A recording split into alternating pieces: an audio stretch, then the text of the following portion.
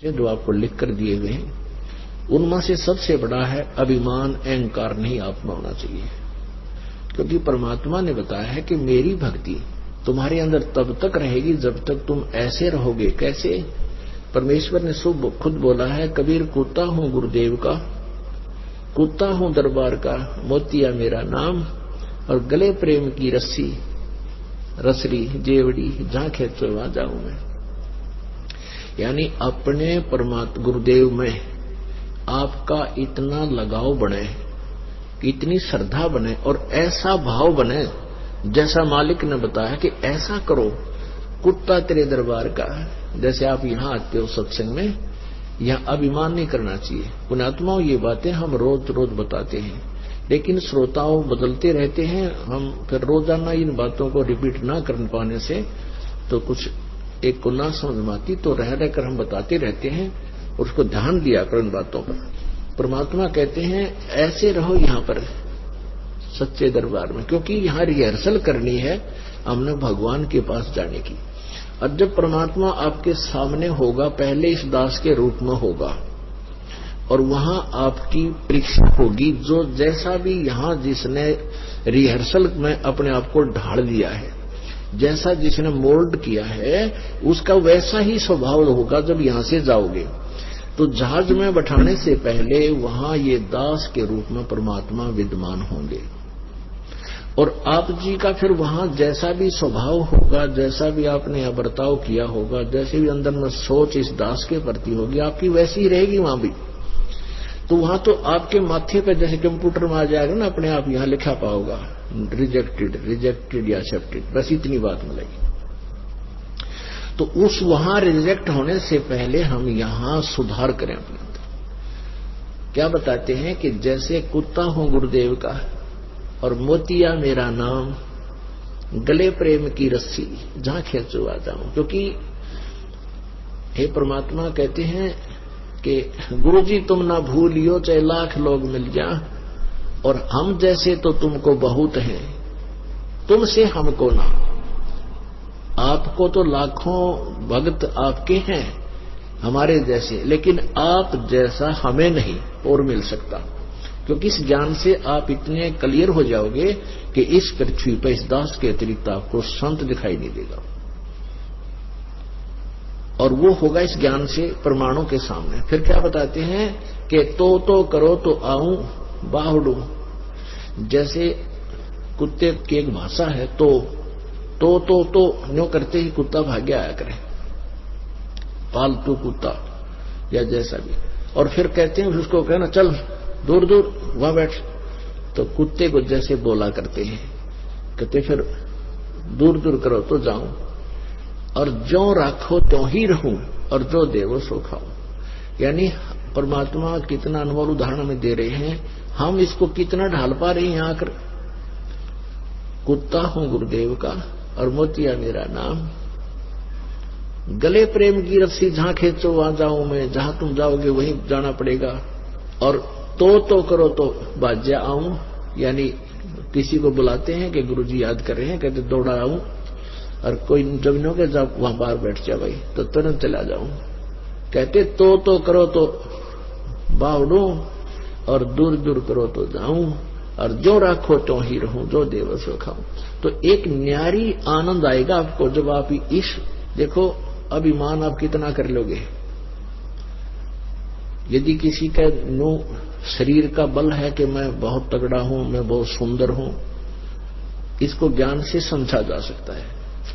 आज कितना तगड़ा व्यक्ति है, पैरालाइसिस हो जाए 1 सेकंड में, और पड़ा पड़ा मुंह मगमाखी लकड़न बड़े हैं, और उठन दोगा भी कोई ना।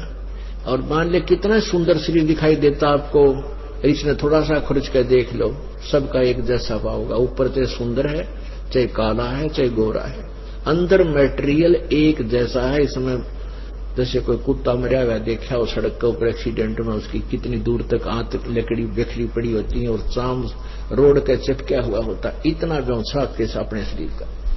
तो इसमें के अभिमान करें। यदि किसी ने माया का अभिमान है, आपको बता दिया उन मायालय की के दुर्गति हो मरे है। परमात्मा कहते हैं कबीर काहे दरबियो काल गहे करकेश, और ना जाने कित मारेगा के घर के परदेश। क्या कित मारेगा, कहां जन्मे कहां पाले पोसे, और बहुत लड़ाए लाड, और ना बेरा इस देह के कित खंडेंगे हाड। तो पुण्यात्मा इन बातों ने याद रखे, हम जीव हैं, हम थोड़ी सी सुविधा या कोई राज्य पद या पोस्ट प्राप्त करके, धन प्राप्त करके हम अपने आप को भूल जाते हैं। यहां से सारी पृथ्वी का राजा है, फिर भी वो जीव है, लेकिन वो भूल जाता है, अभिमान आ जाता है। तो अभिमान जीव का सबसे बड़ा शत्रु है। जैसे रावण ने भक्ति खूब की, और ऐसी भक्ति रावण जैसी कोई कर नहीं सकता। यहां से काट के भगवान का निमित्त कर दिए, जैसा किया वैसा दे दिया, लेकिन उसका अहंकार नहीं गया, और वो अहंकार उसको लेकर डूब गया। ऐसे ही भक्ति नाशक है ये अभिमान, ये जीव के आसपास भी नहीं होना चाहिए। यदि आपने सफल होना है, बाकी थारी मौज भाई किसी तरह करो, जैसा करोगे वैसा मिल ही जाएगा। अब प्रसंग चल रहा है, हम उसी पर आते हैं, क्योंकि रह रहकर बीच में ये बतानी पड़ जाती है कुछ मर्यादाएं, जिससे आप भ्रमित ना हो जाओ, मार ना खा जाओ। तो इन बातों को बहुत ध्यान से आपने स्वीकार करना है कि न तो यहां सत्संग में आवे, बहुत आधीनी से आवे। जैसे कबीर साहब कहते हैं, संत मिलन को चालियो तज माया अभिमाने, जो जो कदम आगे रखे है एक एक यज्ञ समान, सौ यज्ञ समान। अब संत मिलन को चालिए तज माया अभिमान। जैसे कोई कितना बड़ा सेठ हो और कितनी उच्च पोस्ट हो किसी की, और उसको ये पता लग जाए, जैसे अपने फैमिली डॉक्टरों से वो ट्रीटमेंट करा रहे होते हैं, तो वो संकेत कर दे कि आप ऑल इंडिया में जाओ और इसका कंप्लीट चेक कराओ। ऐसा एक टेस्ट वहां होगा, हो सकता है आपको कोई और भयंकर बीमारी हो।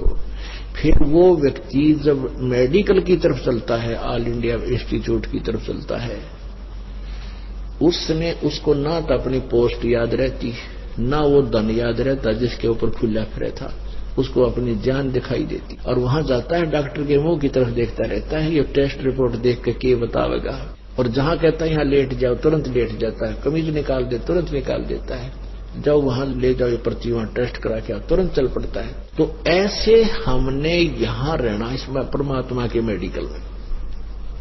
और आपके बहुत दीर्घ रोग है, वो दीर्घ रोग कौन सा है? जन्म और मृत्यु का। और वो ट्रीटमेंट आपका यहां चल रहा है। इस ट्रीटमेंट में सबसे बड़ा बाधक ये अहंकार है। तो परमात्मा कहते हैं कि जैसे तुम इस प्रकार अपने गुरुदेव के पास जाओगे, संत मिलन को चाहिए तजमाया अभिमान, तो उस सतिथि में यहां आते हो तो एक कदम का फल आपको एक यज्ञ के तुल मिलता है। तो हमने ये सारा ही लाभ उठाना है। हम युगों युगों से भटक रहे हैं, बहुत हम निर्धन हो गए हैं, तो हमने सब प्रकार के इस धन को इकट्ठा करना है। ये सोच लिया हम इतने दीर्घ रोगी हैं, हमने ग्लूकोज भी चढ़वानी पड़ेगी और सब प्रकार के कैप्सूल भी खाने पड़ेंगे, तब हम स्वस्थ होंगे। अर्थात हमारी जन्म मृत्यु का ये रोग इस ट्रीटमेंट से कटेगा। और इसके कटे बिना हम परम शांति को प्राप्त नहीं कर सकते, हम पूर्ण मोक्ष प्राप्त नहीं कर सकते।